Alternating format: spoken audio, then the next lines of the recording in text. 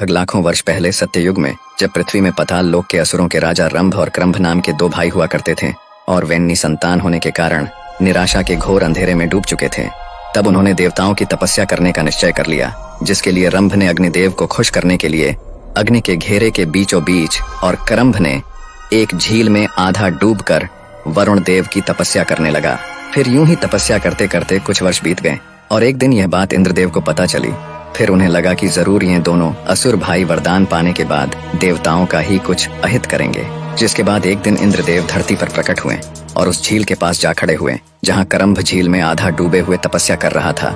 फिर इंद्रदेव ने एक विशाल मगरमच्छ का रूप लेकर झील में प्रवेश किया और क्रंभ के ऊपर एक घातक हमला कर दिया, जिससे क्रंभ की तड़प तड़प कर उसी झील में मौत हो गई। और इस घटना का एहसास रंभ को तपस्या करते वक्त ही हो चुका था और उसने अपने तपस्या के तेज से यह भी पता लगा लिया था कि वो विशाल मगरमच्छ कोई और नहीं बल्कि स्वयं इंद्रदेव हैं।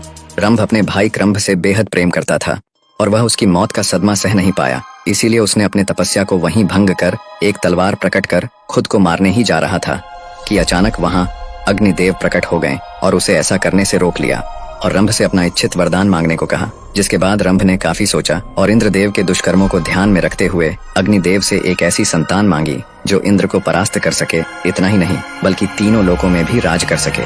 जिसके बाद अग्निदेव ना चाहते हुए भी रंभ को यह वरदान दे बैठे कि जो मादा रंभ से प्रेम कर बैठेगी वही उसके उस बलशाली संतान को जन्म देगी। इतना कहकर अग्निदेव अंतर्धान हो गए। इसके बाद समय यूं ही बीतता गया और आखिरकार वो समय आ ही गया जब एक महिष वर्ग की राक्षसी को रंभ से प्रेम हो गया। फिर महिषी राक्षसी ने अपने वर्ग और परिवार से बगावत कर रंभ के साथ विवाह रचा लिया, जबकि यह रिश्ता दोनों के परिवारों और वर्गों को बिल्कुल भी मंजूर न था। इसके कुछ वर्षों के बाद दोनों के बीच संभोग से महिषी गर्भवती हुई और समय यूं ही बीतता गया। फिर एक दिन महिषी वर्ग के कुछ राक्षसों ने रंभ और महिषी को अकेला देख उन पे हमला बोल दिया, जिसके फलस्वरूप रंभ की वहीं मृत्यु हो गई। जिसके बाद महिषी ने अपने होने वाले संतान को बचाने के लिए वहां से भाग खड़ी हुई, पर उन महिषी असुरों ने उसे भी मारने के लिए उसका पीछा किया। जिसके बाद महिषी भागते भागते यक्षों के अधिकार क्षेत्र में पहुंच गई, जहां पहुंचकर महिषी ने कुछ यक्षों को सारी बातें बताई। जिसके बाद यक्ष महिषी की रक्षा के लिए वहीं खड़े हो गए। फिर कुछ देर बाद वे महिषी राक्षस वहीं पहुंच गए। जिसके बाद यक्षों और महिषी राक्षसों के बीच युद्ध शुरू हो गया और इस युद्ध में यक्षों ने उन महिषी राक्षसों को मार गिराया, साथ ही महिषी को सुरक्षा प्रदान करने का जिम्मा भी ले लिया। महिषी अपने पति रंभ से अत्यंत प्रेम करती थी और वह उसके मौत का सदमा सहन नहीं कर पा रही थी। फिर कुछ देर बाद यक्षों ने रंभ के मृत शरीर को अंतिम संस्कार के लिए तैयार किया और महिषी को इसकी सूचना दी। फिर कुछ देर बाद यक्षों द्वारा रंभ के चिता को आग लगाया गया और यह देख महिषी खुद को रोक न पाई और उस जलती हुई चिता में कूद पड़ी। जिसके बाद रंभ के साथ साथ महिषी भी उस चिता की आग में समा गई और खुद का जीवन समाप्त कर लिया। कुछ देर तक यूं ही चिता की आग जलती रही, लेकिन कुछ देर बाद उस चिता की अग्नि ने एक भयंकर रूप ले लिया। जिसके बाद उस चिता की अग्नि में से एक बेहद बलवान और पहाड़ जैसा दिखने वाला असुर बाहर निकला, जिसे देख सभी यक्ष घबरा गए। वह इस सृष्टि का पहला ऐसा असुर था जिसे खुद के और अपने लक्ष्य के बारे में सब कुछ पहले से ही पता था और वह असुर कोई और नहीं बल्कि बलशाली महिषासुर था। फिर कुछ देर बाद उसी जलती हुई चिता से दोबारा एक भयंकर विस्फोट हुआ और उसी चिता में से एक दूसरा असुर भी बाहर आया और वो असुर कोई और नहीं बल्कि स्वयं रंभ था, जो कि पुनर्जन्म लेकर दोबारा लौटा था और इस जन्म में वह रक्त बीज था और यह सब रंभ के द्वारा किए गए अग्निदेव की तपस्या का ही प्रभाव था। इसके बाद रक्त बीज ने महिषासुर को पाताल लोक चलने की बात कही, जिसके बाद महिषासुर ने साफ साफ मना कर दिया। उसने तपस्या और सारी सिद्धियां हासिल करने के बाद ही पाताल लोक में कदम रखने का प्रण लिया। जिसके बाद महिषासुर निकल पड़ा ब्रह्मदेव की तपस्या करने। फिर वह एक शांत वन में जाकर अग्निकुंड का निर्माण कर उसी में बैठ पड़ता है तपस्या करने और ब्रह्मदेव को प्रसन्न करने के लिए वह एक अति कठिन तपस्या में लीन हो जाता है। तपस्या कुछ वर्षों तक यूं ही चलती रही और एक लंबे समय के बाद वो दिन आ ही गया जब ब्रह्मदेव महिषासुर से प्रसन्न होकर प्रकट हुए और फिर उन्होंने महिषासुर से अपना वरदान मांगने को कहा। जिसके बाद महिषासुर ने ब्रह्मदेव से सीधा अमर होने का वरदान मांग लिया, जिसके लिए ब्रह्मदेव ने साफ मना कर दिया और कोई दूसरा वरदान मांगने को कहा। जिसके बाद महिषासुर ने बड़े ही सोच विचार कर एक ऐसा वरदान मांगा जिसके दौरान कोई भी देवता या राक्षस उसका वध न कर सके। दरअसल महिषासुर स्त्रियों को बेहद कमजोर समझता था। उसे हमेशा से यही लगता था कि यदि पुरुष उसका कुछ अहित नहीं कर सकते तो ये स्त्रियां आखिर उसका क्या ही अहित कर लेंगी, और उसने खुशी खुशी ब्रह्मदेव से यह वर मांग लिया। फिर ब्रह्मदेव ने महिषासुर को वरदान में सिर्फ एक महाशक्तिशाली स्त्री के हाथों ही अहित होने का वरदान देकर अंतर्धान हो गए। जिसके बाद महिषासुर जोड़ों से ठहाके लगाने लगा। फिर वह निकल पड़ा और भी अधिक से अधिक वरदान और सिद्धियां प्राप्त करने की ओर। इसके बाद हर एक वरदान प्राप्ति के बाद उसकी शक्ति अर्जित करने की कामना बढ़ती ही जाती। उसने तमाम अलग अलग देवताओं से शक्तियां अर्जित की, जिसके बाद उस समय महिषासुर पूरे ब्रह्मांड का एकमात्र महाशक्तिशाली असुर बन चुका था। फिर महिषासुर पृथ्वी के कोने कोने में जाकर भरपूर मारकाट मचाने लगा। उसने अन्य असुरों को आसानी से युद्ध में हराकर अपना साम्राज्य स्थापित करना शुरू कर दिया और धीरे धीरे पूरी धरती उसके अधीन हो गई। महिषासुर यही नहीं रुका, उसने स्वर्ग पर भी कब्जा करने की ठान ली और उसने अपने एक दूत को स्वर्गलोक भेजा और उस दूत ने इंद्रदेव को स्वर्गलोक खाली कर देने का संदेश सुना दिया। जिसके बाद इंद्रदेव आग बबूला हो उठे और उन्होंने समय नष्ट न करते हुए सभी देवताओं समेत महिषासुर के ऊपर हमला कर बैठे। जिसके जवाब में महिषासुर ने देवताओं को मुंह तोड़ जवाब दिया और देवताओं को वापस स्वर्ग लोक भागने पर मजबूर कर दिया और देवता महिषासुर से आसानी से हारकर स्वर्ग वापस आ गए। लेकिन देवताओं का पीछा महिषासुर से इतनी आसानी से छूटने वाला नहीं था, क्योंकि महिषासुर ने भी बिना समय नष्ट किए देवताओं के पीछे पीछे स्वर्ग पहुंच चुका था और स्वर्ग पहुंचते ही वो अपने असुर सेना के साथ देवताओं पे टूट पड़ा। जिसके बाद स्वर्ग में देवताओं ने भी खूब दमखम के साथ महिषासुर और उसके असुरों के साथ युद्ध किया और अपना पराक्रम दिखाया। लेकिन अंत में महिषासुर की क्षमता और शक्ति के सामने देवताओं को स्वर्ग से भी भागना पड़ा और अब महिषासुर का कब्जा स्वर्ग लोक पे भी हो चुका था, जिससे कि महिषासुर की छाती और भी चौड़ी हो चुकी थी। और यहाँ देवता स्वर्ग से पलायन कर सीधा ब्रह्मदेव के पास चले गए और ब्रह्मदेव से महिषासुर को दंडित करने की प्रार्थना करने लगे, जिसके लिए ब्रह्मदेव ने साफ मना कर दिया। जिसके बाद देवता निराश होकर सीधे वैकुंठ लोक यानी कि श्री विष्णु के पास चल पड़े। जिसके बाद इंद्रदेव समेत सभी देवता गण वैकुंठ धाम श्री विष्णु के पास चले आए और उनको सारी बात बताई। जिसके बाद श्री विष्णु काफी रुष्ट हुए और देवताओं के बातों से सहमत भी। फिर श्री विष्णु समेत सभी देवता चल पड़े पृथ्वी में स्थित कैलाश की ओर, जहाँ त्रिदेवों में से एक देवों के देव महादेव अपने ध्यान में लीन थे। तभी कैलाश में श्री विष्णु समेत सभी देवताओं का आगमन हुआ। फिर सभी देवों ने महादेव के समक्ष महिषासुर के आतंक की चर्चा की। जिसके बाद महादेव श्री विष्णु समेत सभी देवताओं ने महिषासुर से युद्ध करने की रणनीति बनाई। पर युद्ध से पहले देवताओं ने महिषासुर को स्वर्ग लोक से अपना अधिपत्य छोड़ देने की सूचना भिजवाई, जिसे कि महिषासुर ने ठुकरा दी। जिसके बाद महादेव श्री विष्णु समेत सभी देवता निकल पड़े स्वर्ग लोक की ओर, जहाँ की महिषासुर स्वर्ग के सिंहासन में स्वर्गपति बनकर विराजमान था। साथ ही महिषासुर ने भी होने वाले युद्ध का अनुमान लगा ही लिया था। जिसके बाद उसने भी युद्ध की तैयारियां करनी शुरू कर दी और देखते देखते स्वर्ग पे देवताओं का आगमन शुरू हो गया। सभी देवताओं का नेतृत्व श्री विष्णु कर रहे थे, यहाँ तक कि महादेव भी युद्ध में हिस्सा लेने देवताओं के साथ स्वर्ग पहुंच चुके थे। जिसके बाद महिषासुर की तरफ से युद्ध का बिगुल बज चुका था। फिर देवताओं और असुरों के बीच एक भयंकर महायुद्ध शुरू हो गया। जिसके बाद श्री विष्णु समेत सभी देवता मिलकर महिषासुर और उसके प्रमुख योद्धाओं के ऊपर टूट पड़े। फिर महिषासुर ने भी देवताओं के ऊपर बेहद शक्तिशाली प्रहार करना शुरू कर दिया। महिषासुर इंद्रदेव समेत कई देवताओं पर अकेले ही भारी पड़ने लगा। जिसके बाद श्री विष्णु सामने आए और अपने गदा प्रहार से महिषासुर को वहीं धूल चटाने लगे। जिसके बाद महिषासुर एक भैंस का रूप लेकर चल रहे युद्ध के बीच ओझल हो गया और फिर अपने स्पष्ट रूप में आकर देवताओं पे दोबारा से टूट पड़ा, जिससे कि कई देवता जोखिम हो गए। और यहाँ महादेव अपने त्रिशूल से महिषासुर के आसुरी सेनाओं को मिट्टी में मिलाते जा रहे थे। अपने सेना को समाप्त होता देख महिषासुर ने अपने सिद्ध से अपने सेना को दोबारा से और भी ज्यादा संख्या में उत्पन्न करना शुरू कर दिया और जोरों से ठहाके लगाने लगा। यहाँ महादेव श्री विष्णु और अन्य देव महिषासुर के सेनाओं को हर बार समाप्त करते जाते और महिषासुर हर बार अपने सेना को पहले से भी अधिक संख्या में उत्पन्न करता जाता। काफी समय तक ऐसा ही चलता रहा। जिसके बाद महादेव और श्री विष्णु महिषासुर पे काफी ज्यादा क्रोधित हो उठे और अपने महाअस्त्रों त्रिशूल और सुदर्शन चक्र को महिषासुर पे छोड़ दिया। जिसके बाद महादेव के हाथ से निकला त्रिशूल और श्री विष्णु के हाथ से निकला सुदर्शन चक्र महिषासुर के शरीर से टकराकर वापस अपने स्वामी के ही पास लौट गए, क्योंकि महिषासुर की रक्षा स्वयं ब्रह्मदेव की वो शक्तियां कर रही थी जो महिषासुर ने ब्रह्मदेव से वरदान के रूप में अर्जित की थी। फिर यह देख सभी देवता अचंभे में पड़ चुके थे और वहाँ महिषासुर जोरों से ठहाके लगाए जा रहा था। फिर अचानक महादेव और श्री विष्णु को ब्रह्मदेव का संकेत मिला और ब्रह्मदेव ने दोनों त्रिदेवों को युद्ध क्षेत्र से वापस लौटने का संकेत दिया। जिसके बाद दोनों त्रिदेव युद्ध क्षेत्र से अंतर्धान हो गए। फिर यह देख सभी देवता भी युद्ध क्षेत्र से दोनों त्रिदेवों के पीछे पीछे चले गए। जिसके बाद महिषासुर और उसकी असुर सेना हर्ष उल्लास से इस महायुद्ध को जीतने का जश्न मनाने लगे। और यहाँ महादेव श्री विष्णु समेत सभी देवता कैलाश पहुंचे और इसके बाद वहाँ ब्रह्मदेव भी प्रकट हुए। जिसके बाद महादेव ने ब्रह्मदेव से युद्ध क्षेत्र से वापस बुलाने का कारण पूछा। जिसके बाद ब्रह्मदेव ने महिषासुर को वरदान में दिए गए शर्त के बारे में सभी देवों को दोबारा से याद दिलाया, जिसपे देवताओं ने जवाब दिया कि यह बात तो सभी देव पहले से ही जानते थे, पर वे कर भी क्या सकते हैं। सृष्टि में ऐसी कोई स्त्री है ही नहीं जो महिषासुर के समक्ष ठहर सके।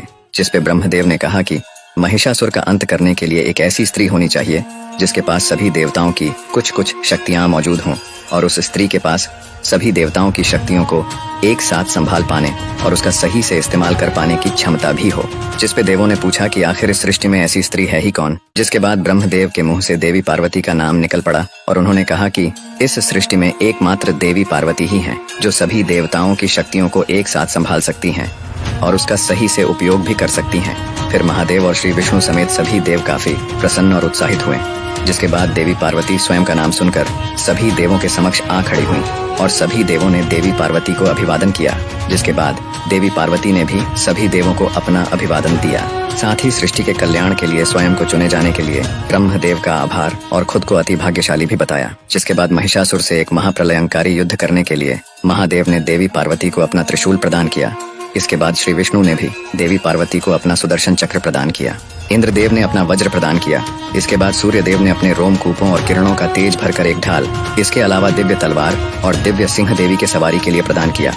इसके बाद विश्वकर्मा देव ने देवी को एक अभेद कवच प्रदान किया। साथ ही अनेकों अस्त्र भी प्रदान किए और अंत में सभी त्रिदेव समेत समस्त देवों ने अपने अपने शक्तियों का कुछ अंश देवी को प्रदान किया।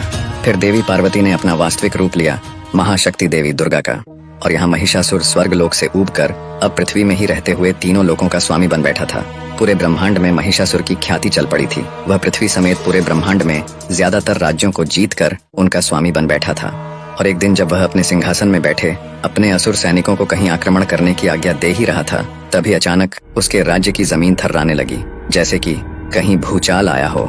पर जब वह अपने महल के बाहर निकला तो उसने देखा कि उसके असुर सैनिकों में भगदड़ मची हुई है। इसके बाद उसका ध्यान दूर से आ रहे विशाल सिंह पे सवार एक विशालकाय स्त्री पे गया, जिसके अनेकों भुजाएं थीं, बेहद लंबे बाल हवा में लहरा रहे थे और पूरा जमीन उस स्त्री के आगमन से ही थर्रा उठा था।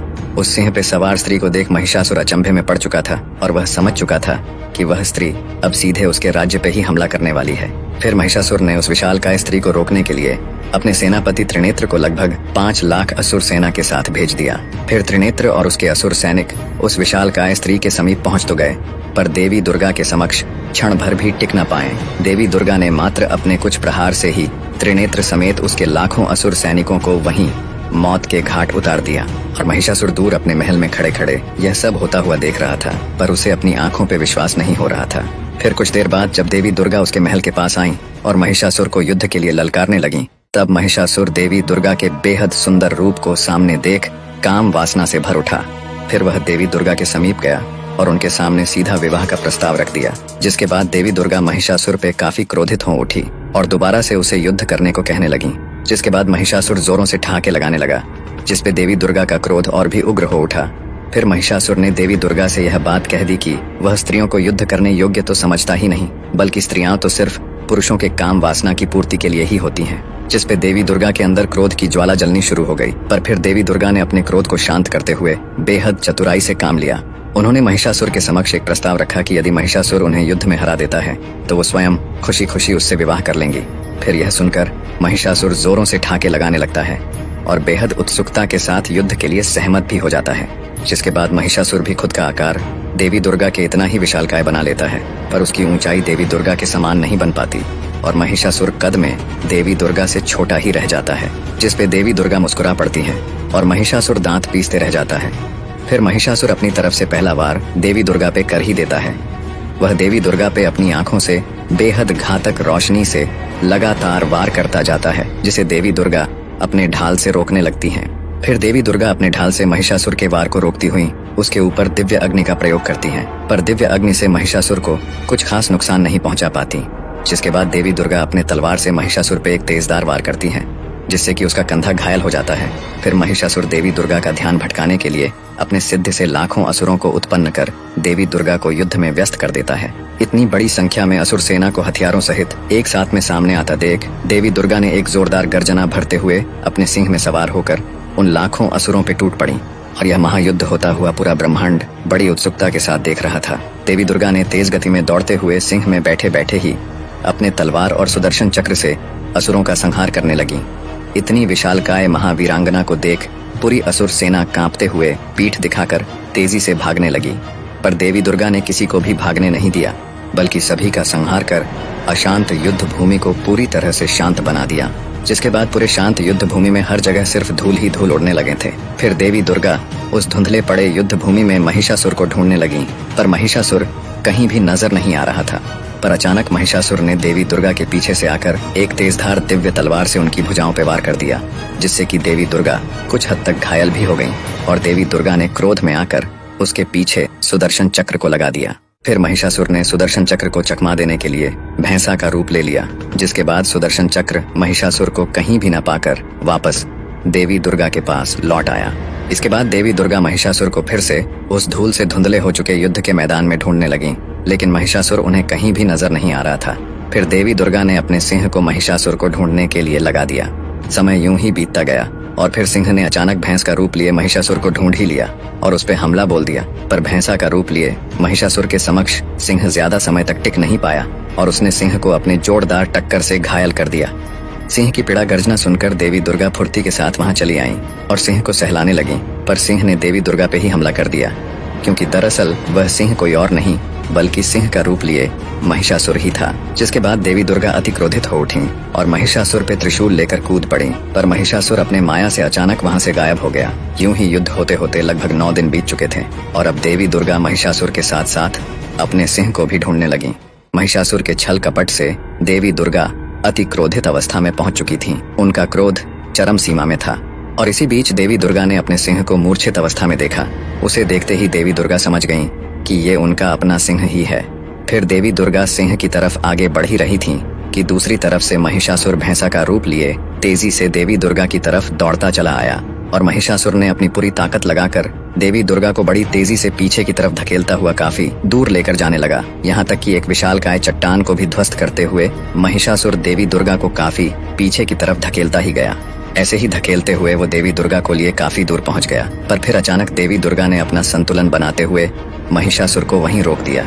इसके बाद महिषासुर ने काफी जोर लगा लिया, पर देवी दुर्गा को तनिक भी हिला ना पाया। फिर देवी दुर्गा ने अपने जोरदार मुक्कों से महिषासुर के पीठ में वार किया, जिससे महिषासुर जमीन में गिर पड़ा और कराहने लगा।